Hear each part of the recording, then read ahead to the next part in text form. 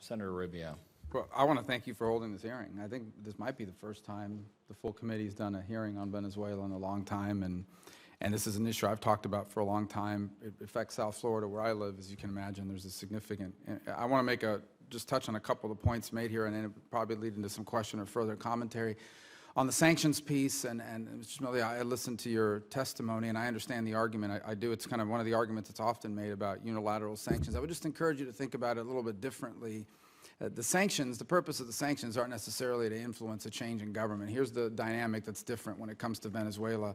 Many of these individuals, to just speak in the plainest terms, they're stealing money or having access to ill-gotten gain because of their access to the government, and then they invest it, for example, in South Florida. I mean, I see them every weekend. You go to the fancy mall, they're walking up and down, they're laughing at us. And so the problem really is about protecting the assets of the people of Venezuela that have been stolen and invested into the United States for the profit of these individuals. And we just want to make sure that those assets that, quite frankly, should belong to the Venezuelan people are available when Venezuela is free, and so that they can be held accountable by Venezuelan justice or whatever it may be. It's important because there are a bunch of cronies that surround the current government who have taken their role in government or their access to powerful people in government, used it to get access to funds. Then they buy these mansions, horses, jets. I mean, it's outrageous. And I just think it's important for that to be available to the Venezuelan people because it's their money. It doesn't belong to these people. And I do think there's value in the stigma. I can tell you that for a lot of the people in the opposition in Venezuela, to know that these people that laugh at them every day and are on television every night attacking them in the state-run stations that are being called out by the United States is powerful. So I would ask you to consider that as part of it. You talk, the exit thing is real. I mean, it is true that these people now are figuring to themselves, we might as well stay here till the end because there's nowhere for us to go. I think that was going to be a problem anyway. One way or the other. There aren't that many countries they could go to probably except for Cuba at this point, and that's not necessarily a great place to live, given the current government especially. Mr. Fierstein, you talked about the OAS. I agree, and I actually think that Peru, Mexico, Brazil, Argentina have all expressed concern. I would also say, and I echo the point that Senator Menendez made, I don't know why we have an OAS if it doesn't defend democracy. That's the very purpose of it. And I do hope it becomes a priority for this administration and that we use the leverage we have. You talk about some of the things that have happened under this administration undermining our credibility in the region. I don't disagree. I disagree with many of the things that have happened, and I wish they wouldn't have occurred. I would also say to you, however, it was deeply demoralizing to the opposition in Venezuela to see Tom Shannon in Haiti taking Twitter pictures with Diosdado Cabello, who is maybe not formally, but informally the second most powerful man in Venezuela, and to see an American official of that rank taking pictures in Haiti with his arm around him is deeply demoralizing to someone who has suffered at the hands of these people. I was literally, recently, Senator Menendez and I met with Lillian Tintori, who, as you know, his husband has been in jail for a long time. I want people to understand what she's subjected to. When she goes to prison to visit her husband, who's in jail for doing nothing other than being against the government, they strip her naked. They force her to take all her clothes off in front of the male prison guards who mock her and laugh at her. And by the way, the president received her at the Oval Office and took a picture with her and put it up on Twitter, which is, for this president, it's a pretty powerful thing. And I'm glad he did that. It was important. And she returned to Venezuela. So Diosdado Cabello mocks her every single day. So for people like that, it was really demoralizing. On the dial, to see Tom Shannon there doing what he did in the administration at that period of time, it was just, it was hurtful and I think problematic. On the dialogue, and that's what I wanted to get to. I do believe it was well-intentioned, but I think Maduro used it to do two things. Number one, delay any sort of OAS action until he can get past December, right, because of the referendum period. Now, if there's a referendum, he'll be replaced by the vice president as opposed to a new election. So it played right into his hands. He used it to divide the opposition, pitted them against each other. They threatened members of the opposition that if they didn't participate in the dialogue, their relatives would be punished. Some people are willing to put up with that. Some people don't want to see their kids mistreated. I really think it's important for the United States to publicly announce that we think the dialogue is over, especially as long as there are political prisoners, and really to be aggressive on the OAS front. On the USAID piece, there's a reason why we're not in there. They don't let us. The Venezuelan government does not allow open aid because they deny that there's an emergency.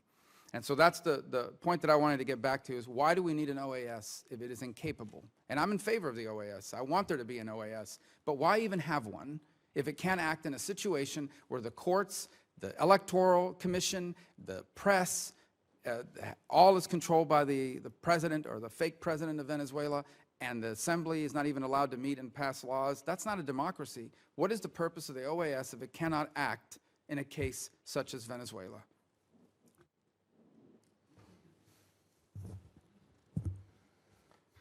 Well, thank you for those comments, Senator. And first, with regard to the sanctions, I very much agree with you on the value of sanctions. With regard to the OAS, I think it's important to underscore the leadership of the Secretary General. You know, he has detailed extensively what is going on in Venezuela, tried to mobilize countries in the region to take action.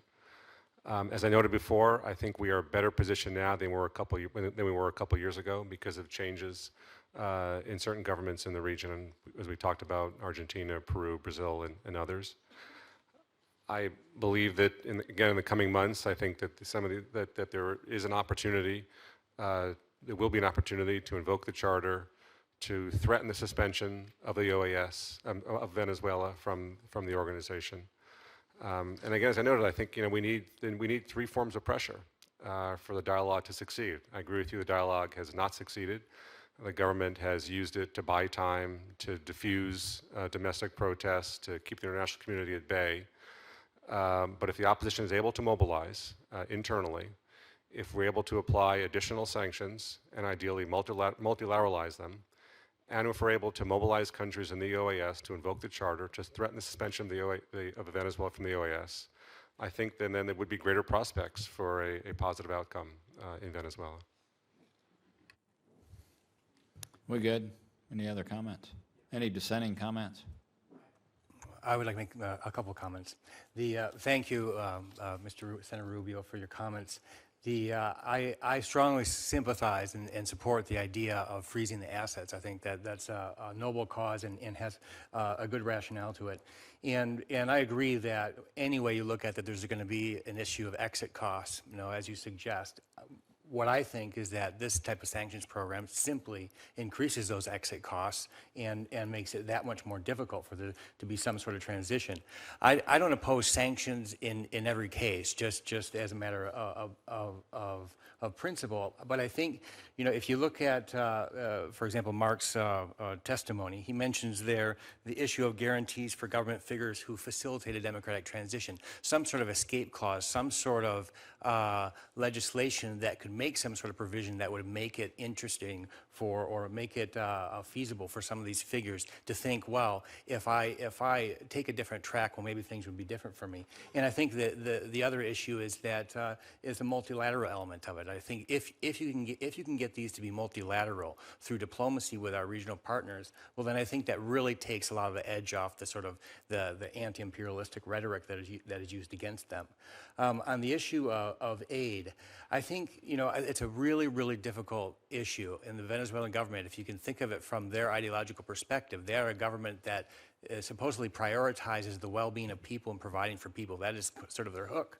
And so to have humanitarian aid is very difficult for them, and it's a touchy political issue.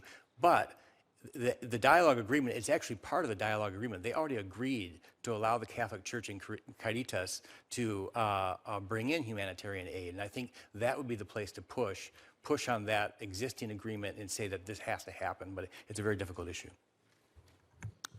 We're really running over. I mean, if you have a really salient comment, you can make it, but... It's exceedingly salient, Senator. But no, just with regard to the anti-imperialist rhetoric, look, I think it's always preferable if we operate multilaterally. The Venezuelan government's always going to use anti-imperialist rhetoric, whether we act or not act, and they're going to invent things. They're very good with fake news. They're very good with alternative facts. And the fact is, it doesn't work for them. They have 80-90% of the people in Venezuela reject the government. And I think we need to act, ideally in concert with other countries, but alone if necessary. A couple quick comments to set the table for my question. By the way, I just wanted to point this out. Since Mr. Torre came to the White House, Leopoldo Lopez has been cut off from his lawyers, his family, for 8 days. So that's the way they react. And a lot of my colleagues have expressed concern about a humanitarian collapse. I think every indication is they'll default in April, potentially, on their debt. Maybe May, and that would be catastrophic. Now, here's the thing I want to say. All this talk about the opposition and you've already touched on it in some of your testimony, all three of you. So it's just important to remind everybody, it's important we don't ascribe civil, this is not a civil war, this is not Syria. The opposition we're talking about happens to be the majority party in the National Assembly. That's what we're talking about here.